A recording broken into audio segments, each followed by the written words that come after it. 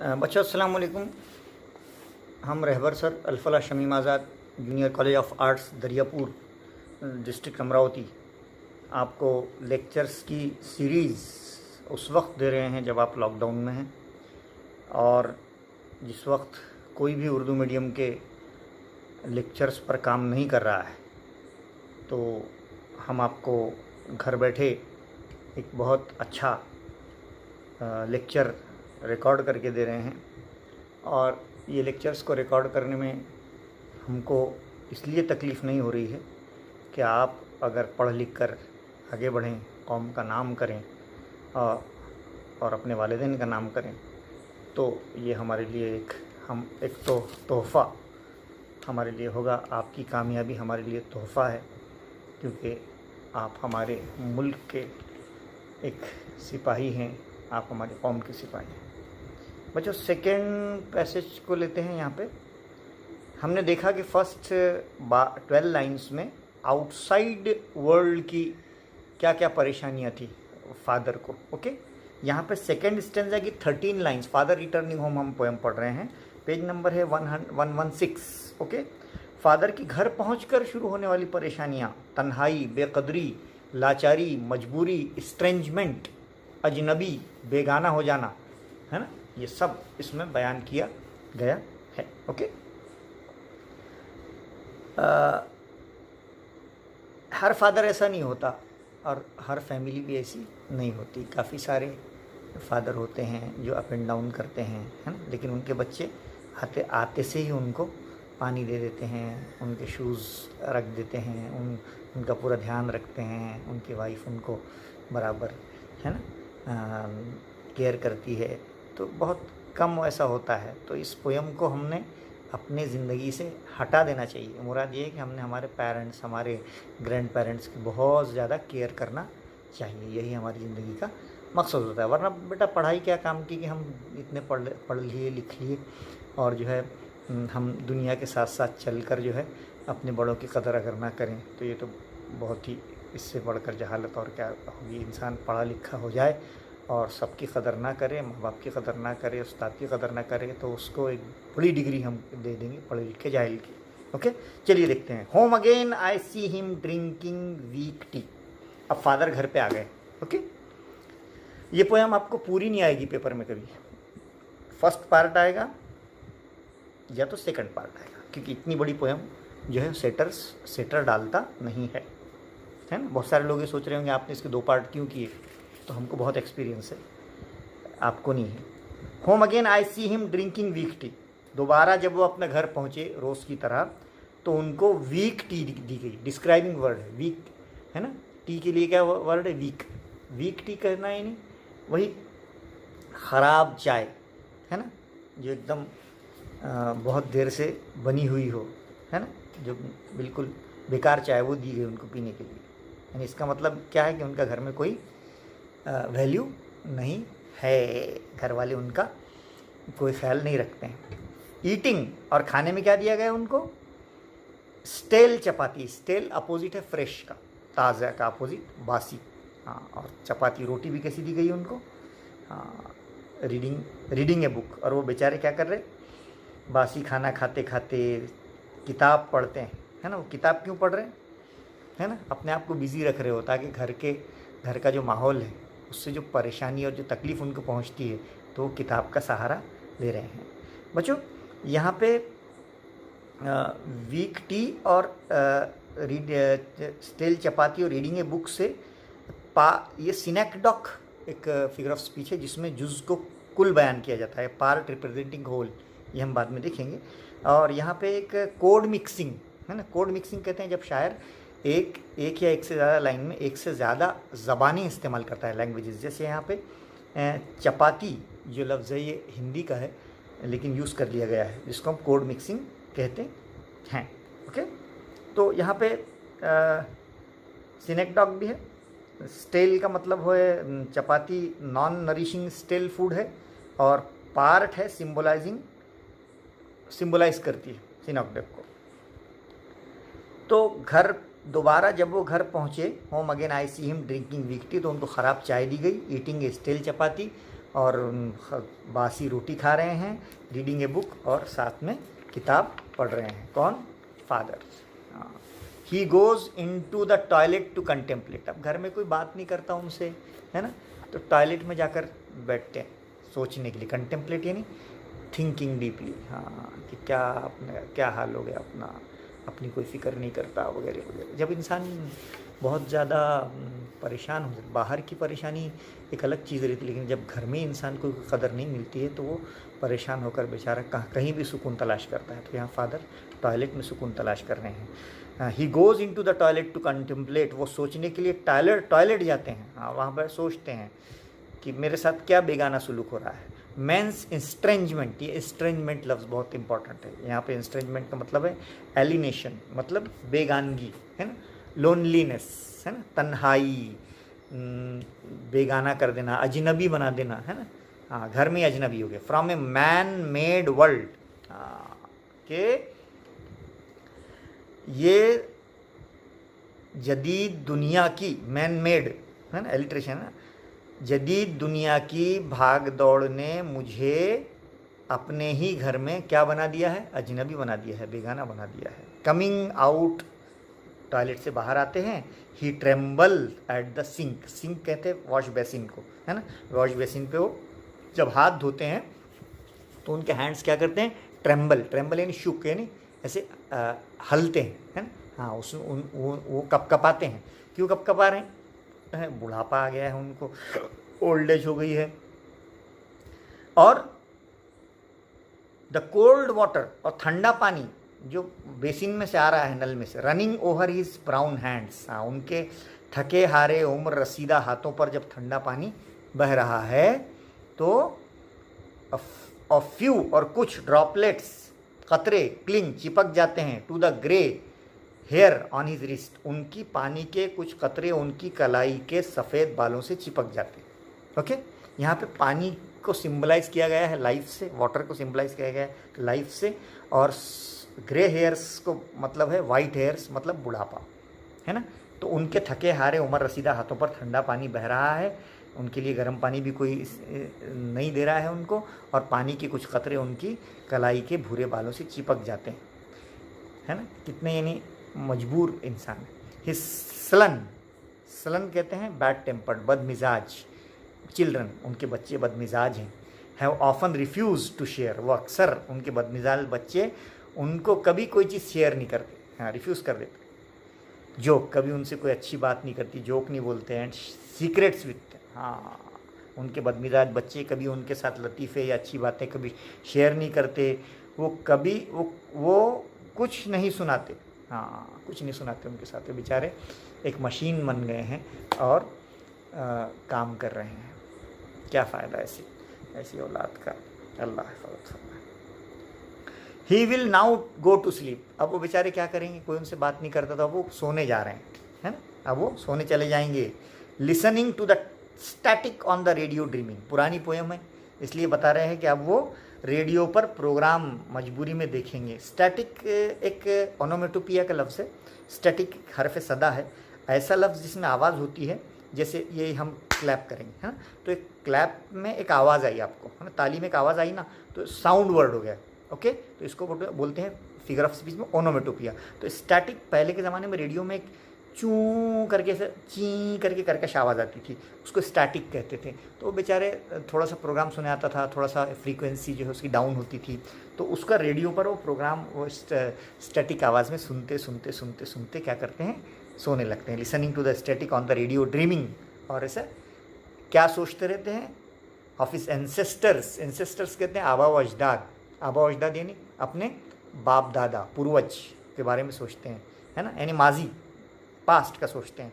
And grand children यानी पोते, नवासे, पोतियाँ, नवासियाँ, अभी जो हुए नहीं उनके बारे में भी वो सोच रहे हैं, यानी पास्ट का भी सोचते हैं और फ्यूचर का भी सोचते हैं। थिंकिंग, क्या सोचते हैं? ऑफ नॉमेड्स यानी भटके हुए लोग, है ना, हाँ, जो आदिवासी होते हैं। एंटरिंग ए सब कॉन्टिनेंट, वो कैसे हिंदुस्तान आए थे? थ्रू ए नैरो पास, है ना, इतने छोटे से रास्ते से। मुराद यहाँ पर नॉमेडिक का मतलब ये है क्या वो सुबह में जब उठेंगे तो भटकते हुए उन नॉमेडिक ट्राइब के जैसे चले जाएंगे ना ड्यूटी पर, और फिर वापस आएंगे, फिर वही हाल होगा, है ना। सुबह होती है, शाम होती है, उम्र यूँ ही तमाम होती है।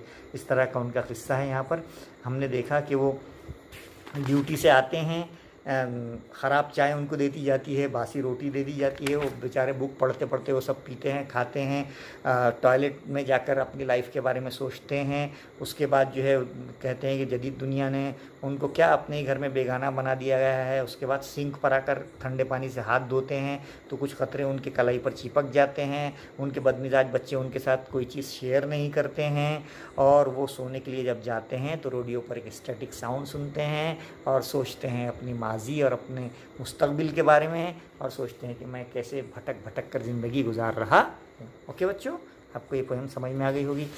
Let's come to the activities of the poem.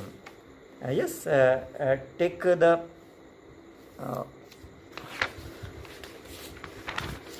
Navneet का पेज नंबर 149 निकालिए। ओके, देन ग्लोबल अंडरस्टैंडिंग में आप आ जाइए। Choose the correct option and give reasons for it. Correct option आप निकालिए और उसके रीज़न बताइए। पहला है refusal of the children to share jokes and secret indicates. Refusal कहते हैं इनकार। बच्चों का बाप के साथ लतीफ़े और कोई सीक्रेट शेयर नहीं करने की वजह क्या है? पहली वजह ये है दे आर एंग्री, हो सकता है बच्चे उनसे नाराज़ होंगे बाप से। दूसरा है जनरेशन गैप। एक जनरेशन गैप है कि भाई वो इस उम्र में है कि उनकी कुछ ज़रूरियात अलग है, बच्चे अपने मोबाइल इंटरनेट में मसरूफ़ हैं, है ना, और वो बात करना नहीं चाहते उनसे, या फुर्सत नहीं मिलती, है ना। या लैक ऑफ कंसर्न। तीसरे लैक ऑफ कंसर्न यानी बच्चे उनके केयर नहीं करते, फिक्र नहीं करते, है ना। तो तीनों चीज़ें जो है यहाँ पर पॉसिबल हो सकती हैं। तीनों चीज़ें यहाँ पे पॉसिबल हो सकती हैं। All three could be reasons.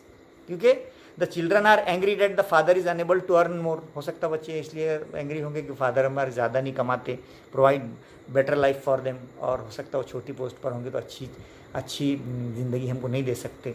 और हो सकता है कि the father is old and youngsters can not relate to him, कि फादर जो है बूढ़े हो गए हैं और बच्चे नौजवान हैं। So they are selfish and don't care for the man who is doing his best. है ना, सेल्फिश हो गए होंगे बच्चे, है ना। कुछ बच्चे सेल्फिश भी हो जाते हैं। ये मोबाइल का दौर है, इसलिए इसमें अगर फादर उनको मोबाइल ना देखने को कहेंगे तो वो अपने फादर पर ही क्या हो जाते हैं, गुस्सा हो जाते हैं। The children have no care. हो सकता है उनके बच्चे उनकी कोई केयर नहीं करते हैं। No love, no respect for the father, है ना। It might not be a close knit family. यहाँ पे कोई अच्छे उनके रिलेशन क्लोज नहीं होंगे, है ना। So there is no concern for the hard working bread earner. इतना मेहनत से रोटी कमाने के वाले के वास्ते कोई यहाँ पे फिक्र नहीं है। तो तीनों रीज़न हो सकते हैं। They are the children must be angry, और the children they have a generation gap, और they have lack of concern. Okay, उसके बाद अच्छा सवाल है जो पहले भी गया। List the difficulties faced by the father in the extract. दूसरे स्टैंजा में फादर कौन कौन सी डिफ़िकल्टीज़ को फेस कर रहे हैं, कौन कौन सी मुश्किलात का सामना कर रहे हैं। पहला, जब वो आते हैं तो कोई उनको वेलकम नहीं बोलता है। Okay, the father is not welcomed bye anybody in the house. Okay, second difficulty क्या है? ही इज़ ऑफर्ड, है ना, उनको क्या ऑफ़र की जाती है? Weak tea. यस, हाँ, and he is offered stale chapati, है ना। No fresh food is offered to him, उनको कोई ताज़ा खाना नहीं दिया जाता। ये उनकी प्रॉब्लम है ना। नेक्स्ट है, अगला प्रॉब्लम उनका क्या है? The family does not interact with him. Interact यानी बात तो कोई नहीं करता। हाँ, the family did not talk with him. Okay, हाँ, the family he book his own company, वो अपनी ही दुनिया में मगन रहते हैं। तीसरा, the children are bad tempered, उनके बच्चे बड़े बदमिजाज हैं। And they share nothing with their fathers, they share neither jokes nor secrets, है, कोई कुछ भी वो शेयर नहीं करते हैं। ये एक प्रॉब्लम है उनके सामने जो वो डिफ़िकल्टी फेस कर रहे हैं। नेक्स्ट प्रॉब्लम क्या फेस कर रहे हैं? He must be going to work this like this, return silently to silent home to his unfriendly former homes he works, है ना। हाँ, he is very silent in his home and he is unnoticed, उन पर कोई तवज्जो नहीं देता। Uncared है, उनकी कोई केयर नहीं करता। अनएप्रिशिएटेड है, उनकी कोई तारीफ नहीं करता, ऑलमोस्ट लाइक एन आउटसाइडर, बाहर के हैं ऐसा लग रहा है ना, इन हिज ओन होम, है ना। हाँ, जिसको हमने बेगाना कहा गया है, जिनको हमने क्या कहा है, strange. Find out the lines to prove the following facts from the extract. अगला सवाल है, कौन सी लाइन क्या बताती है ना, हिडन मीनिंग। जैसे father is deprived of good food, deprive यानी नहीं दिया जाता, फादर को अच्छा खाना नहीं दिया जाता। कौन सी लाइन बता रही, चपाती वाली लाइन है ना। Home again I see him drinking weak tea and still chapati, okay, ये लिखना। उसके बाद children did not have a healthy relation with the father, father के साथ उनका अच्छा ताल्लुक नहीं है, हेल्दी रिलेशन नहीं है। अगर हेल्दी रिलेशन होता तो जोक्स एंड सीक्रेट शेयर करते थे ना, तो वो वाली लाइन आएगी, हिज सलन चिल्ड्रन, उनके बदमिजाज बच्चे, had often refuse to share jokes and secrets with him, okay. अब आ जाइए इन्फेरेंस, इंटरप्रिटेशन और एनालिसिस पे। Given below are the ideas conveyed through the poem. एक तरफ एक्सप्रेशन है, दूसरी तरफ मीनिंग है, इससे पहले जो हमने करे। जैसे पहला है, चिल्ड्रन अवॉइड एक्सप्रेसिंग देमसेल्व्स, बच्चे अपने आप को एक्सप्रेस नहीं करते, जाहिर नहीं करते। इसकी वजह क्या है ना, ये इसकी वजह ये हॉस्टिलिटी ऑफ चिल्ड्रन, बच्चे किसी न किसी चीज़ के हॉस्टाइल होते हैं। हॉस्टाइल यानी शिकार। अब दो तरह के शिकार होते हैं बच्चे, है ना। अपने बाप से इसलिए नहीं बात करते कि कुछ बाप बहुत ख़तरनाक होते हैं, तो बच्चे इन्फीरियरिटी कॉम्प्लेक्स में होते हैं कि कुछ बोलेंगे तो डांट देंगे, है ना। और कुछ बाप इतने नर्म होते हैं बेचारे कि बच्चों को इतना लाड़ करते हैं कि बच्चे सुपरिटी कॉम्प्लेक्स में आते हैं कि अपन अपने बाप से ज़्यादा पढ़े लिखे, है ना। तो वो बाप को बिल्कुल ही घर की मुर्गी दाल बराबर समझते हैं। नेक्स्ट है, father was deprived of refreshing hot beverage और नरिशिंग डाइट, है ना। Father was deprived of fresh food, father को डिप्राइव नहीं दिया जाता, अच्छा खाना क्यों नहीं दिया जाता, because his basic daily requirements were also not catered to. इसका मतलब यह है कि उनकी बुनियादी जो ज़रूरियात है बेचारों को वो इतनी दी जाती है ना। हाँ, नेक्स्ट है, the father was destined to listen only to the crackling sound of a media, यानी बेचारे स्टैटिक सुनते रहते हैं ना, खर खर की आवाज़ रेडियो पे। इसका मतलब क्या है, the father could not even have some entertainment by himself on the radio, है ना, कि वो दूसरा कोई इंटरटेनमेंट उनको नहीं है। नेक्स्ट है, his solid present is divide of any hope, यानी वो घर में रहकर भी उन्हें कोई उम्मीद नहीं है, तो इसका मतलब है he could only indulge in imagination, वो सिर्फ एक ही उन काम कर सकते हैं, तसव्वुर कर सकते हैं हिज पास्ट एंड प्रेजेंट का। नेक्स्ट है, the father's endless commuting distance him from his children. हाँ, कि फादर का जो एक फादर और बच्चों के बीच में जो फासला है, तो वो क्या बयान कर रहा है, ऐसा लग रहा है कि फादर किसी ट्राइबल नॉमेडिक ट्राइब से हैं। ऐसा लग रहा है कि उनके बच्चे जो हैं वो बहुत ही अच्छे और ओपन कैटेगरी के हैं, और फादर जो है वो बहुत ही एक शेड्यूल ट्राइब और नॉमेडिक ट्राइब के हैं, यानी निचला तस्वुर कर रहे हैं, नाउज़ुबिल्लाह। नेक्स्ट है, the poet deals with the theme of man's estrangement from the man made world, analyse it with the help of the extract. हाँ, अगला सवाल है कि नज़्म में बयान किया गया है कि इस जदीद ज़िंदगी ने इंसान को अपने ही घर में बेगाना बना दिया है। तो यहाँ पे वही बात बयान की कि the father reaches home, he has offered poor meal, poor tea, still chapati, yes, he has there is no family bonding, है ना, home is only a shelter for him, okay, he is actually he is lonely, his family is well but he is unwell, he is unappreciated, uncared, unfriendly, yes, हाँ, is totally a stranger, है ना, वो अपनों में भी बेगाना है। The father, next है, the father contemplates his past and peeps into his future। हाँ, वो अपने माजी को याद करते हैं और मुस्तकबिल में क्यों झांक रहे हैं। हाँ, क्यों झांक रहे हैं, because at present there is no communication with his family, क्योंकि प्रेजेंट फिलहाल तो उनके फैमिली के साथ कोई कम्युनिकेशन है ही नहीं, है ना। No member of his house would sit with him and talk with him, कोई उनके साथ बैठने को तैयार नहीं है, nobody is engaging in discussions, कोई उनके साथ बात करने को तैयार नहीं है, nobody is means having a positive attitude with him, all are busy in their lifes, that's why he is very silent, है ना, वो बहुत खामोश हैं। And sometimes he consider that his past was bright, क्या मेरे पूर्वज बहुत अच्छे थे। And sometimes he thinks that जब उनके ग्रैंड चिल्ड्रन आएंगे तब मुझे कोई ना कोई पूछेगा, मेरा पोता पूछेगा या मेरा नवासा मुझे ज़रूर पूछेगा, औलाद नहीं पूछती तो।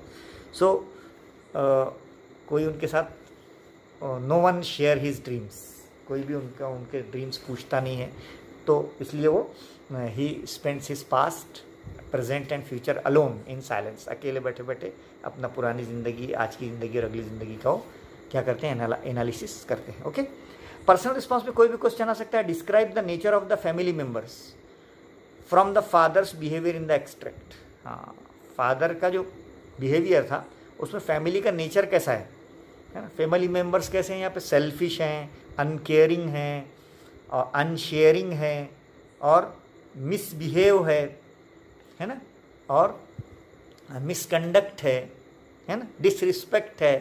फादर के ख़िलाफ़ जितनी जितनी भी चीज़ें हैं सब आपने लिखना चाहिए। हाँ, मिसबिहेवियर है, मिसकंडक्ट है, अनकेयरिंग, अनशेयरिंग, हाँ, एंड बिल्कुल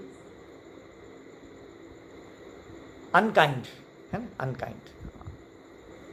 नेक्स्ट है poetic devices. I see him drinking weak tea eating a stale chapati, है ना, हमने बोला ना स्नैक डॉग है। स्टेल चपाती, स्टेल फूड यानी नॉन नरिशिंग फूड, बासी खाना, where the part symbolises the whole. Food जो है एक अलग चीज़ है और स्टेल एक अलग चीज़ है, तो दोनों को मिला दिया गया है ना, पार्ट बिकम से होल, इसलिए वो हो गया है स्नैक डॉग। और चपाती ओनोमेटोपिया। एलिट्रेशन क्या है, man's estrangement from a man made world, MM आ गया ना, इसलिए एलिट्रेशन हो गया। ओनोमेटोपिया हमने आपको बताया, हर्फ सदा, static on the radio sound like a meaning of the word. Okay, static ये हर्फ सदा है ना, साउंड वर्ड, क्या लिख देना उसमें, साउंड वर्ड। और सिनेक डॉग तो आपको आ ही गया, man's estrangement from man made world, ये synecdoche. Okay, poetic creativity में क्या है, compose a short poem in about 4 to 5 lines on my father, है ना, आप 5-6 लाइन लिखिए माई फादर इस पर। Okay, my mother, my brother, my sister, my school, my teacher, है ना, my garden, my brother, my sister, इस पर आप छोटी छोटी पोएटिक लाइन्स इंग्लिश में कंपोज कीजिए। Then you will easily learn how to compose a poem. Urdu में कीजिए ना, हमारी क्या कमज़ोरी है हमारी कौम में कि हम उर्दू में भी कोई लाइन नहीं लिखते, यहाँ तक के बच्चे उर्दू के मजमून भी याद करते, बोलो, है ना, उर्दू के मजमून याद करते, जबकि उर्दू के मजमून में अपने दिल का इजहार करना चाहिए, है ना, अपने ख़यालात का इजहार करना चाहिए। तो ये चीज़ें होना चाहिए ना, हम कब तक रट्टा मारेंगे, है ना, इसलिए रट्टा नहीं मारना चाहिए। वी शुड कॉन्सेंट्रेट, हमने कॉन्सेंट्रेट करना चाहिए हर चीज़ पर, और फिर उसको अपने दिल से कई बार। अब हमने जो है तकरीबन 5 सब्जेक्ट्स में MA किया है। बोलने का मतलब ये है कि आप भी पढ़िए, है ना, एक टीचर का आईना होता है। तो हमने इंग्लिश में MA किया है, उर्दू में MA किया है, पर्शियन में MA किया है, पॉलिटिकल साइंस में MA किया है, सोशोलॉजी में MA किया है। इतने MA क्यों किए हैं कि भाई चलो दरियापुर में जो है जो बच्चे रहेंगे हम उनको बहुत अच्छा पढ़ाएंगे, है ना। तो अपने गांव में तो उतनी कदर नहीं होती है, बाहर गांव भले ही हो जाती है। तो बोलने का मतलब ये है कि इतना हमने पढ़ा है, लेकिन हमने कभी ऐसा नहीं किया कि हमको मार्क्स जो है कम आए तो हम रोए हैं, मार्क्स ज़्यादा आए तो हम हंसे हैं। इंसान की काबिलियत उसकी इंसान के मार्क्स पर उसकी काबिलियत ज़ाहिर नहीं होती है, इंसान की एबिलिटी, उसकी सलाहियत पर उसकी ये डिसाइड होता है कि भाई वो कितना सलाहियतमंद इंसान है ना। तो इसलिए आप भी क्या करिए, कंपोज कीजिए, काय पर, माय फादर, है ना। My father is unselfish, my father is caring, sharing, he helps me a lot, he is the boss our home, everybody obeys his orders, my mother respect my father, we all children respect my father because he is the driver of our ship, है ना? इस तरह से आप जो भी है आप उसको लिख सकते हैं, अपने ख्यालात का इजहार तो कीजिए। नेक्स्ट टाइम ये होगा, गलती आएगी तो निकलेगी, है ना, लिखेंगे ही नहीं तो गलती आएंगी, नहीं आएंगी तो निकलेंगी नहीं। ओके, नेक्स्ट अप्रिसिएशन भी आ सकता है आपको पोएम का, है ना। About the poem father returning home by Dilip Chitre is a bilingual poet, है ना। जैसे ही इज़ अबाउट, यहाँ पे क्या बयान कर रहे हैं, the poet speak of the unseeing eyes on the scenery flashing past in the train, soggy close. बहुत बड़ा अप्रिसिएशन है ये, जिसको आप डिटेल में जो है आप पेज नंबर 150, 151, 152, 153 पर पढ़ लीजिएगा। और यहाँ पे क्या है, डिस्क्राइबिंग वर्ड्स तो हमने आपको बताए हैं। फादर्स अटायर, फादर की जो अटायर लिबास, उसके लिए डिस्क्राइबिंग वर्ड क्या था, सॉगी। फादर्स टी, उसकी टी कैसी थी, वीक, है ना, हाँ वीक टी, यानी ख़राब चाय बना के देते थे उसको। फादर्स फुटवेयर मडी, है ना। और फादर्स फूड स्टेल, और फादर्स आई साइट डीम, है ना। तो ये सारी चीज़ें आप बताइए। व्यू काउंटर व्यू में आपको एक पेपर में आ सकता है, every day is a mother's day, है ना, ये every day is a father's day आ सकता है। व्यू काउंटर व्यू का एक क्वेश्चन आपको राइटिंग स्किल में आता है, तो उसमें आपको लिखना पड़ेगा व्यू काउंटर व्यू, ये बयान सही है कि नहीं है। तो आप राइट साइड में लिखिए every day is father's day, है ना। Why, because father has lot of means blessings on us, हम फादर के हम पर बहुत सारी नेमतें हैं। ही लव्स हम us, we love him, we respect him, है ना, because he is a care taker of our family. Yes, so no day is suitable to fix him. If one day we fix about Father's Day, it is not justified. सिर्फ एक ही दिन अगर fathers day रहेगा तो अच्छा लगेगा क्या? हमारे इस्लाम में है तो क्या नहीं, एक दिन मदर्स डे मनाओ, माँ की खिदमत कर लो और बाकी दिन माँ का कहना मत मानो, ऐसा नहीं है। 365 दिन है ना, every day is father's day and every day is mother's day, ऐसा आप उस पर लिखिए। राइटिंग स्किल भी, character sketch of your father पे एक मजमून लिखिए, माय मदर पे एक मजमून लिखिए, अपने टीचर को बताइए, या हमें जो है हमारे मोबाइल नंबर पर आप मैसेज कर सकते हैं कि हमने ये सॉल्व किया है। तो उम्मीद है कि बच्चों आपको दिलीप चित्रे की ये पोएम बहुत अच्छी पसंद आ गई होगी और बहुत डिटेल में पसंद आ गई होगी। हम डिटेल में इसलिए पढ़ाते हैं थोड़ा सा कि बच्चों के अच्छा समझ में आ जाए तो अच्छा वो लिख पाएंगे। ओके, तो उम्मीद है कि इस नज़्म को आप समझेंगे और अपने फादर की, अपने मदर की, अपने बड़ों की, सबकी बहुत इज़्ज़त करेंगे और बहुत रिस्पेक्ट उनको देंगे, ताकि हम जो है दूसरों की रिस्पेक्ट करेंगे तो अल्लाह पाक हमारी भी आने वाली नस्लों को रिस्पेक्ट करवाएगा। तो चैनल को शेयर कीजिए और सब्सक्राइब कीजिए, अपने फ्रेंड्स को, अपने रिलेटिव्स को जो भी 12th में हैं, नेक्स्ट टाइम आने वाले हैं, इनको आप संभाल कर रखिए वीडियोस को, ताकि उनके काम आएँ और कौम के काम आएँ। चलिए, ओके, अल्लाह हाफ़िज़।